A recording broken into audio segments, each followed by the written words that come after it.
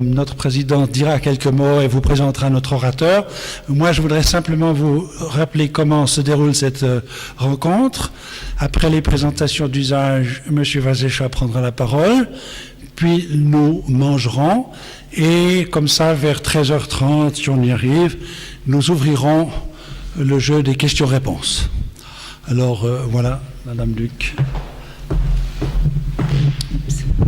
Alors, Excellence, Madame la Présidente, Monsieur le député, Monsieur le vice-directeur, Mesdames, Messieurs, chers amis européens, la section vaudoise vous souhaite une cordiale bienvenue et remercie chaleureusement la Fondation Jean Monnet pour son fidèle partenariat.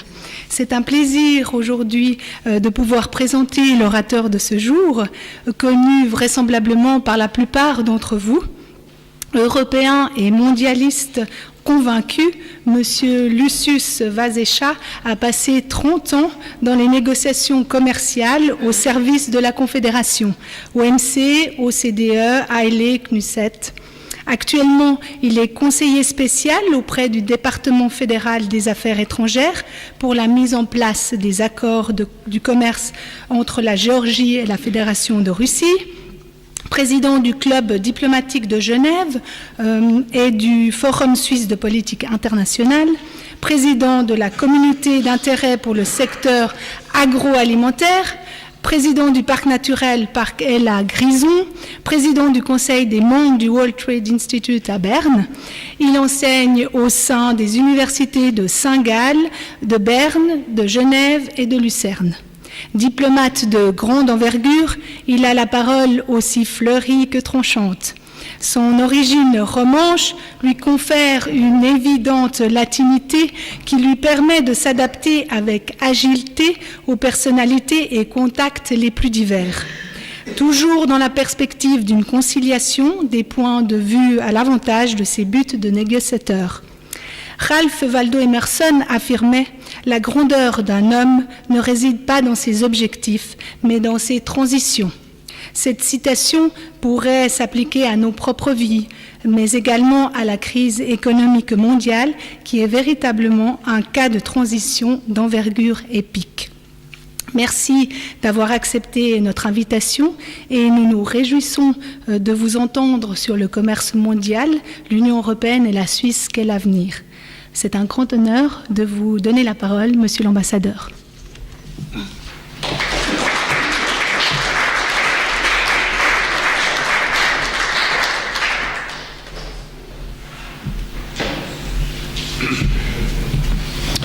Madame la Présidente, Mesdames et Messieurs, chers amis, c'est avec une certaine émotion que je prends la parole ici, parce que c'est dans cette maison que mon activisme européen a commencé.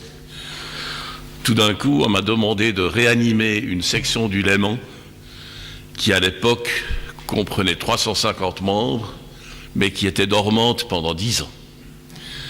Et nous avons convoqué 350 membres. Il y en a 6 qui sont venus, dont M. Chevalat. Et Georges-André Chevalat nous a fait une première conférence publique à Yverdon avec le titre « Il y a 2 îles en Europe, le Royaume-Uni et la Suisse. Seule cette dernière est convaincue de le rester. »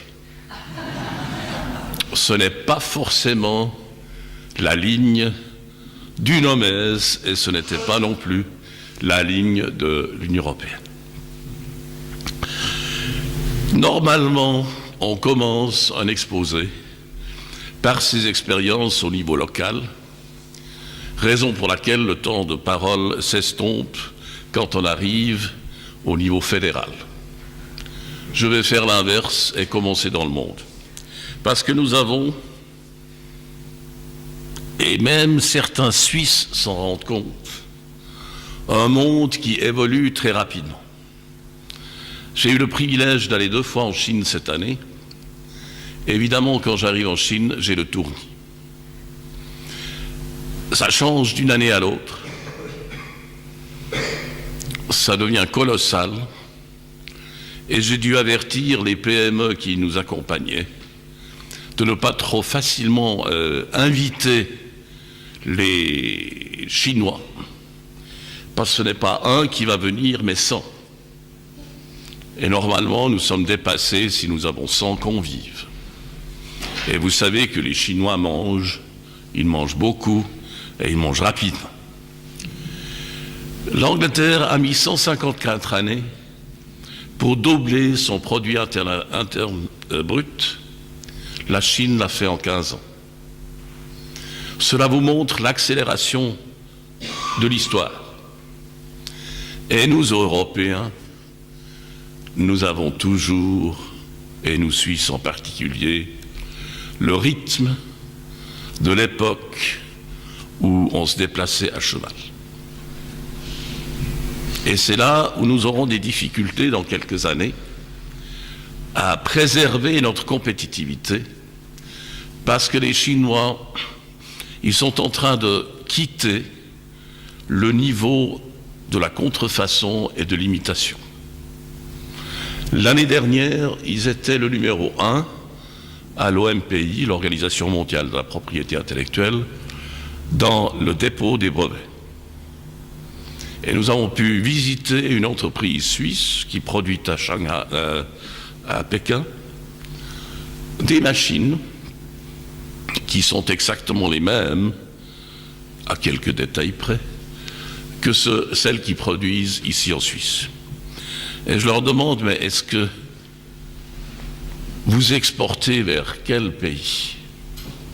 La réponse était simple, on me dit, nous n'exportons pas. Le marché chinois absorbe aujourd'hui 50% des machines produites dans le monde. Donc, ça vaut la peine d'investir en Chine, de produire en Chine pour le marché chinois. Dans ce contexte, nous sommes privilégiés parce que nous avons un accord de libre-échange avec la Chine. Modeste, certes. Ne répondons pas à toutes les exigences que nous avions. Mais c'est le propre d'une négociation qu'à la fin, on n'arrive pas avec le 100% de ce qu'on aurait voulu, même si on est bon négociateur. Nous avons un accord de libre-échange avec le Japon, qui fonctionne bien, mais qui montre aussi les difficultés que nous avons dans le monde d'aujourd'hui.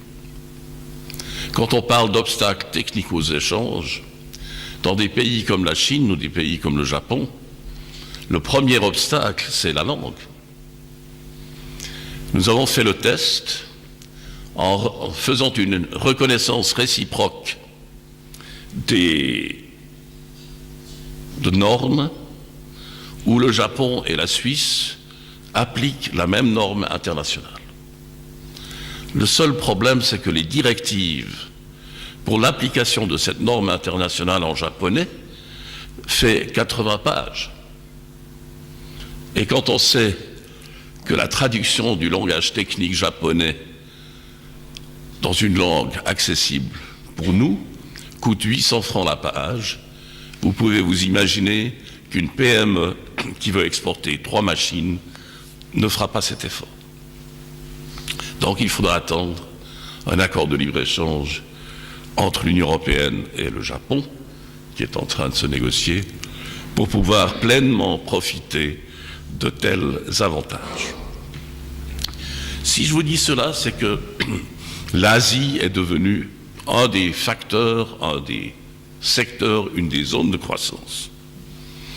Avec les États-Unis, qui le sont restés, et avec l'Amérique latine, où les choses vont relativement bien, et de plus en plus, pour notre génération, une immense surprise, certains pays d'Afrique qui commencent à décoller. C'est dans ce contexte qu'évolue l'Europe. Or, si vous regardez le profil de l'Union européenne dans le monde, il est bien maigre. Ce n'est pas Madame Ashton qui nous dira le contraire. Elle a beau faire tout ce qu'elle veut, mais l'Europe en Asie, en Amérique latine, en Afrique, n'existe pas. Berlusconi allait en Asie ou en Chine, pour dire aux Chinois « achetez italien ». Quelques mois plus tard, Sarkozy « achetez français ». Les Allemands n'avaient même pas besoin de se déplacer. Les Chinois achètent allemand. Les Chinois aiment ce qui est grand et ce qui est très très spécialisé. Mais ils n'aiment pas la production d'air chaud. Une faiblesse de la politique commune, de la politique commerciale commune de l'Union européenne, c'est que la promotion des exportations est restée au niveau des États. Donc c'est les États qui se profilent. Et l'Union européenne n'a aucun profil. Dans une récente réunion universitaire en Chine, il y avait 3 personnes qui représentaient les institutions d'États membres de l'Union européenne. Les 3 ont réussi à faire leurs interventions sans mentionner une seule fois l'Union européenne. Cela vous montre que cette perception de l'Europe est extrêmement difficile à transmettre. Or, finalement, nous avons tous les mêmes valeurs. Il y a guère de différence entre les valeurs défendues par la Suisse et les valeurs défendues par l'Union européenne. Nous avons une conception analogue des droits de l'homme, surtout quand il s'agit des droits de l'homme chez les autres. Nous avons la même perception de paix que l'Union européenne. Nous avons la même conception de la démocratie, même si la nôtre est un peu plus directe que d'autres. Et nous avons la même histoire que les États membres de l'Union européenne, à l'exception des terribles guerres du siècle passé. On pourrait dire, nous sommes tous des Européens, et je le dis à gauche et à droite. L'autre soir, il y avait à notre table Tony Brunner, et j'ai fait le numéro, j'ai dit « nous sommes tous des Européens ». Il me regardait d'un air consterné. Alors je dis « mais monsieur Brunner, vous êtes africain ? Vous êtes américain ? Vous êtes asiatique ? Mais non, nous sommes tous Européens. » Et je crois que ce qui est nécessaire à la Suisse, c'est que nous trouvions un langage plus proche des faits et plus proche des réalités que les balivernes qu'essayent de nous dissiper ou diffuser des politiciens low cost.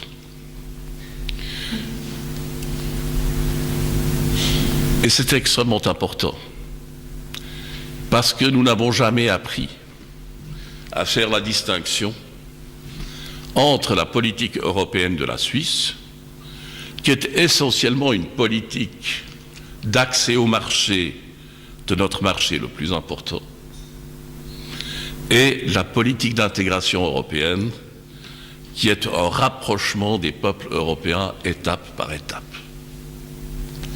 Et il y a quelques anecdotes qui permettent d'alimenter ce débat. J'ai rencontré récemment un ancien fonctionnaire, haut fonctionnaire du Conseil de l'Europe, qui était secrétaire général du comité des ministres un certain temps, et en cette qualité chargé de négocier avec l'Union européenne l'utilisation du drapeau européen par l'Union européenne. Et il est stipulé dans cet accord que le symbole du drapeau européen, c'est le symbole de l'Europe tout entière.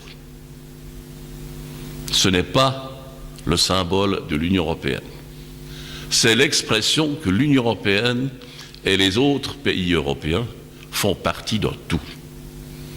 Et c'est ça que nous devrions utiliser dans notre argumentation avec ceux qui veulent nous ramener au niveau des hallebardes et des tirs aux pommes. Il est évident que la Suisse n'a aucun intérêt à adhérer aujourd'hui à l'Union européenne. Ça coûterait trop cher. Mais c'est une vue à court terme. On ferait peut-être mieux d'extrapoler un peu notre avenir et de réfléchir si à long terme, nous ne risquons pas, avec le dossier européen, de commettre les mêmes erreurs que nous avons commises avec l'aéroport de Zurich, avec les fonds en déshérence, avec le secret bancaire, c'est-à-dire de ne pas voir la réalité.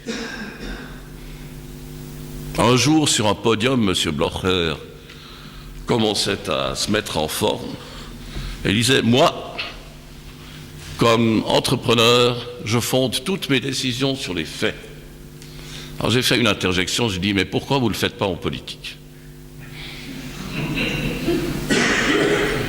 Et ces gens-là ont empoisonné l'atmosphère en Suisse et en répétant des assauts toujours sur les mêmes sujets, ils pervertissent nos institutions. Bien sûr, il y a le thème de la souveraineté. Mais là aussi, je vais vous donner un exemple. Dans mon parc naturel, dans les Grisons, j'ai 19 communes. La plus petite a 37 habitants. Et dans le canton des Grisons, en matière d'école primaire, les communes sont souveraines. Mais que vaut la souveraineté pour un village comme Moulins, 37 habitants et un seul élève? Et je me demande s'il n'y a pas un lien entre ces situations réelles que les gens comprennent et perçoivent et la place de la Suisse dans le monde. Joëlle Kunz vient d'écrire un très joli bouquin où elle définit la souveraineté de la Suisse dans une gymnastique de ne pas être trop dépendant de nos voisins. Et bien sûr, un certain temps, les Français étaient nos alliés. Ensuite, c'était les Britanniques. On le croyait. Ensuite, on croyait que c'était les Américains. Donc si on suit la logique, peut-être demain c'est les Japonais ou les Chinois. C'est l'histoire du Saint-Empire romain germanique. On avait un empereur, s'il était trop actif en Allemagne, on l'envoyait en Italie. S'il était trop actif en Italie, on le renvoyait en Allemagne. Et ainsi, toute petite cellule acquérait son immédiateté impériale et donc une indépendance informelle, beaucoup plus valable qu'une souveraineté formelle. Où allons-nous? Je viens de donner une interview à la presse japonaise ce matin sur les préparatifs de la conférence ministérielle de Bali, qui a été qualifiée d'échec parce que les négociateurs n'ont pas réussi à s'entendre sur un paquet jusqu'à lundi matin. J'ai lu le discours du directeur général, et au fond, ce qu'il dit le directeur général, c'est qu'il faut une impulsion politique. Et si les ministres se réunissent dans une semaine à Bali, c'est précisément pour donner cette impulsion politique. S'ils la donnent, on aura un mandat pour continuer les travaux. S'ils n'arrivent pas à se mettre d'accord, dans ce cas-là, le multilatéralisme va s'endormir pendant une dizaine d'années. Les Américains disent, mais nous, on a une alternative. Ce qu'ils appellent le TPP. C'est évidemment une approche séquentielle. Parce que d'abord, il y a le T, puis ensuite le pipi.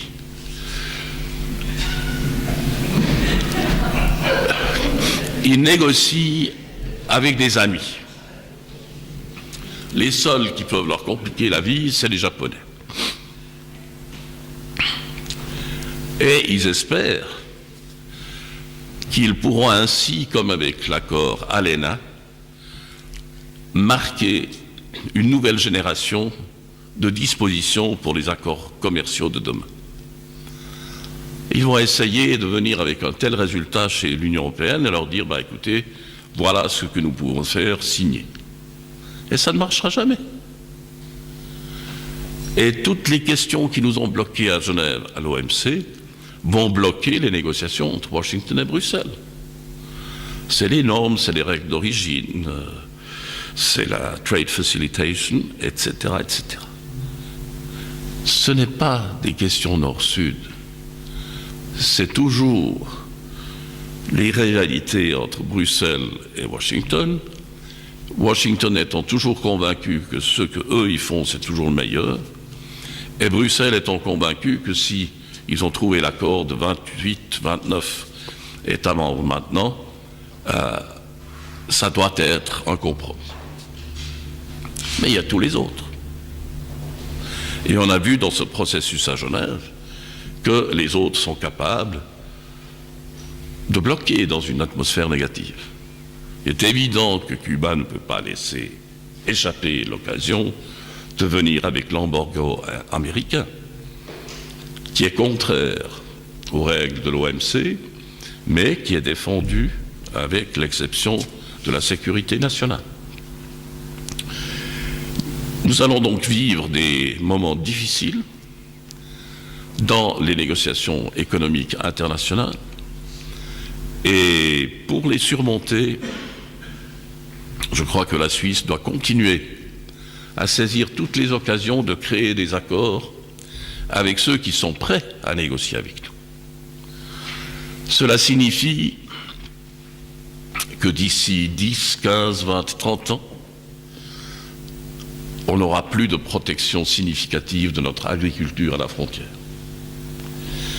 Et au lieu de se rendre compte de cette évolution, que font nos braves paysans? Ils commencent à rêver, comme les banquiers. Ils veulent inscrire des utopies dans la Constitution. L'augmentation de l'auto-approvisionnement, ça serait revenir à un modèle de production très intense, avec des engrais, avec tout ce que le consommateur ne veut pas. Et on n'arriverait pas. Et qu'arrive-t-il si demain l'Argentine proclame une augmentation de l'auto-approvisionnement dans le domaine de l'industrie, ce qu'ils font déjà maintenant? Ce ne sont pas des recettes à succès. De même, inscrire le secret bancaire dans la Constitution. Moi, comme juriste, je considère la Constitution comme une loi fondamentale et non pas comme l'expression de rêve. Donc, faut-il vraiment inscrire des choses auxquelles nous ne parviendrons jamais, parce que le monde est tellement imbriqué, chaque pays dans l'autre, qu'à la seule possibilité pour demain, c'est la coopération internationale sous toutes ses formes. Merci beaucoup.